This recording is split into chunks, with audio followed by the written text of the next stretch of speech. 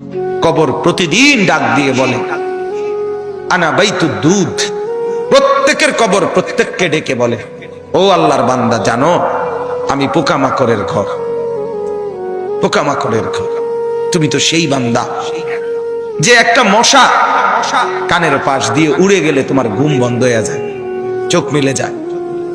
একটা মশার গুনগুন আওয়াজ সহ্য করতে পারো না।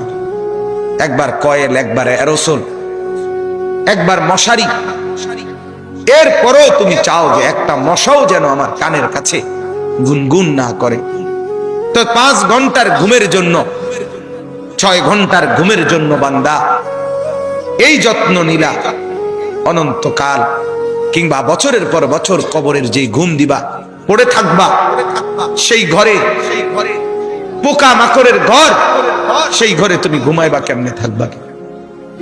আমার বাপ, আমি থাকবো কিভাবে? আমি থাকবো কিভাবে বলে? ভাবেন, আমিও ভাবি, আপনিও ভাবেন। ওসিকুম ওয়া ইয়া, আপনাকেও বলছি, আমাকেও বলছি। এই এখন ঘরে গেলে আমরা সবাই ল্যাপ আর কম্বলের নিচেই তো শুয়ে যাব বাপ। কিন্তু একবার ভাবেন তো, যার মা কবরে, মার কবরে ল্যাপ কম্বল আছে কিনা? যার বাপ কবরে আছে এই মুহূর্তে, বাপ আপনি ভাবেন তো। আমার এক পরিচিত মানুষ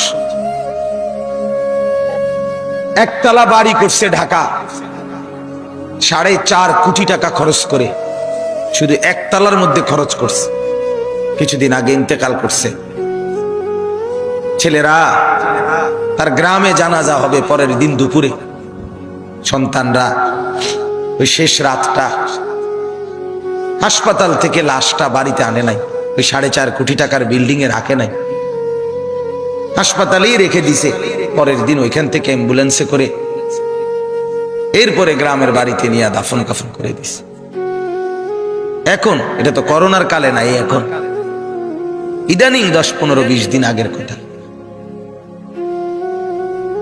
কি সাজাইলেন, কার জন্য সাজাইলেন, কি বুঝলেন, কি ভাবলেন? আপনি ভাবেন। এজন্য কবর প্রতিদিন বলে, বান্দা তুমি কেমনে থাকবা? অগণিত পোকা মাকড়, অগণিত পোকা মাকড় তোমাকে ঘিরে ধরবে, কেমনে থাকবে? কবর বলে আনা বাইতুল ওয়াহদা, আমি একাকী ঘর, একাকী ঘর। ও আল্লাহর বান্দা, আমি একাকী, ডানে বামে কাউকে পাবা না। পৃথিবীর সবচেয়ে বড় যন্ত্রণার নাম হলো একাকিত্বের যন্ত্রণা, একাকিত্ব। পৃথিবীর সব সম্পদ যদি কারো ঘরে থাকে, সুখের উপকরণ থাকে, কিন্তু স্ত্রী নাই, ছেলে মেয়ে নাই, আপনজন কেউ নাই, ওই ব্যক্তি একাকিত্বের যন্ত্রণার সামনে গোটা পৃথিবীটার সব উপকরণ তার সামনে তুচ্ছ। আল্লাহ তাআলা বলতেছেন, ইরশাদ করছেন সূরা মুলকের 23 নম্বর আয়াত, কুল হুয়াল্লাযী আনশাআকুম। আল্লাহ তাআলা আমাদের প্রিয় নবী সাল্লাল্লাহু আলাইহি ওয়াসাল্লামকে লক্ষ্য করে বলেন, নবী আমার, বন্ধু আমার, আপনি বলে দেন। কাকে বলবেন? আপনার উম্মতকে, আমার বান্দাকে। এরা আপনারও উম্মত, এরা আমারও বান্দা। আমি তো আপনার কাছে নাজিল করে বললামই, এবার আপনিও বলে দেন যে আপনারও কথা এটা। তো যখন আপনার বান্দা, আমার বান্দা বুঝবে যে এই কথাটা আল্লাহরও কথা, আমার রসুলেরও কথা, তো এরপরে তার আর প্রত্যাখ্যান করার সাহস হবে না, হিম্মত হবে না। কারণ আমি প্রত্যাখ্যান করব কেন? আমি মুসলমান, আমি মুমিন, আমি আল্লাহর কথা ফিরিয়ে দেই কিভাবে? আমি রাসূলুল্লাহ সাল্লাল্লাহু আলাইহি সাল্লামের কথা ফিরাইয়া দেই কিভাবে? আর ফিরাইয়া দিলে আমি মুমিন থাকি কিভাবে? কথা বলেন বাপ। এই পৃথিবীতে ইনসাফের দাবি, বিবেকের দাবি, আমরা যারা মুসলমান পরিচয় দেই, আমাদের জিন্দেগীর সবচেয়ে বড় দাবি হলো আমাদের জন্য উচিত আল্লাহ এবং তার রাসূলের কথাকে গ্রহণ করা। কিন্তু বড় আফসোসের ব্যাপার হলো আমি আপনি সবাই সবচেয়ে বেশি প্রত্যাখ্যান করি আল্লাহ এবং রাসূলের কথা। সামান্য থেকে সামান্য ব্যক্তির কথাও এক ডাক্তার বলে দিছে বাঁচতে হলে আর কোনোদিন মিষ্টি খাওয়া যাবে না, 30 বছরের জন্য মিষ্টি খাওয়া ছেড়ে দিছে। এক ডাক্তার বলে দিছে বাঁচতে হলে আর চিনি দিয়ে চা খাওয়া যাবে না, আজীবনের জন্য ছেড়ে দিছে। আমাকে বাঁচতে হবে। তাহলে আপনাকে যদি শুধু হায়াতে বাঁচতে হয়, আপনাকে তো জাহান্নাম থেকেও বাঁচতে হবে। কথা বলেন না কেন? দুনিয়াতে যেরকম আপনি চাচ্ছেন আমাকে বাঁচতেই হবে, অতএব কষ্ট হলেও মিষ্টি খানা ছেড়ে দিলাম, চিনি খাওয়া ছেড়ে দিলাম, তা আপনি কষ্ট হলেও আপনাকে তো জাহান্নামের আগুন থেকেও বাঁচতে হবে বাপ। তো সেই জাহান্নামের আগুন থেকে বাঁচতে হলে আল্লাহ এবং তার রসুলের নিষেধগুলোও তো ছেড়ে দেওয়া উচিত, গুনাহ তো ছেড়ে দেওয়া উচিত বাপ। আফসোসের বিষয়, একই ব্যক্তি নিজের এই সাইড বোঝে, ওই সাইড বোঝে না। এটা কি বোকা? এটা তো বোকা ছাড়া আর কিছু না বাপ। আল্লাহ তাআলা বলেন, বান্দা তোমরা তো ভালোই বুঝেছ দুনিয়ার জীবনের উপরের অংশ, কিন্তু তোমরা ভুলে তো গেছো তোমাদের আখিরাত।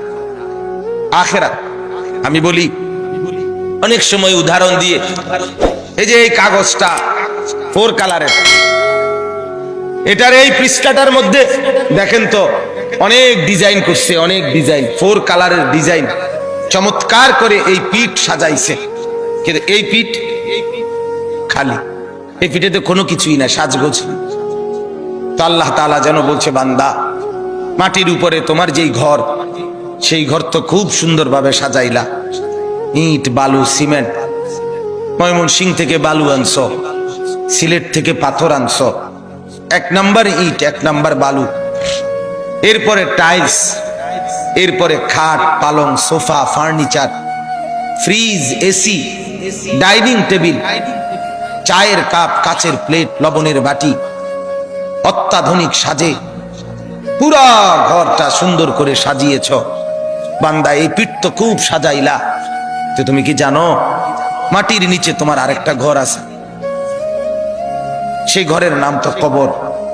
আমার বান্দা, আল্লাহ যেন বলছে, আমার বান্দা মাটির নিচের ওই ঘর, সে ঘর সাজাইবা না? সেটাও তো তোমারই ঘর। কি ভাই, শেষ বেলায় আমার বাপ, আমার ভাই, আমার বন্ধু, রাত অনেক হয়েছে, আমি ইচ্ছে থাকলেও লম্বা করতে পারবো না ভাই। আমারও ফিরে যাইতে হবে, কুমিল্লা ক্যান্টনমেন্ট যাইতে হবে। আমি আজকে গত শুক্রবারে বের হয়েছি, এখনো পথে পথে আছি, বাসায় যাই নাই আজকে 5-6 দিন। তো আমি বলতে চাচ্ছি আপনাকে এই কথা, মাটির নিচের ওই ঘর, সেটা আপনারই ঘর, সেটা আমারই ঘর বাপ। সে ঘর সাজাবেন না। সে ঘরে এভাবে ভুলে গেলেন, এভাবে ভুলে গেলেন। তো এই জন্য বলি, এটা যেন এমন মাটির উপরের এই ঘর যদি খাট পালং আর সোফা দিয়ে সাজে, আল্লাহর কসম মাটির নিচের আপনারই ওই ঘর সাজতে হলে জিকির আর তাসবিহ তেলাওয়াত লাগবে। এই ঘর সাজবে খাট পালং দিয়ে, ওই ঘর সাজবে জিকির তাসবিহ তেলাওয়াত দিয়ে, আল্লাহ তাআলার গোলামি দিয়ে। প্রতিটা সেজদা ওই ঘর সাজিয়ে দেবে, প্রতিটা জিকির ওই ঘর সাজিয়ে দেবে, প্রত্যেকটা বন্দেগী আপনার কবরের ঘর সাজিয়ে দেবে। কবর প্রতিদিন ডাক দিয়ে বলে, আনা বাইতুদ দুধ। প্রত্যেকের কবর প্রত্যেককে ডেকে বলে, ও আল্লাহর বান্দা, জানো আমি পোকামাকড়ের ঘর, পোকামাকড়ের ঘর।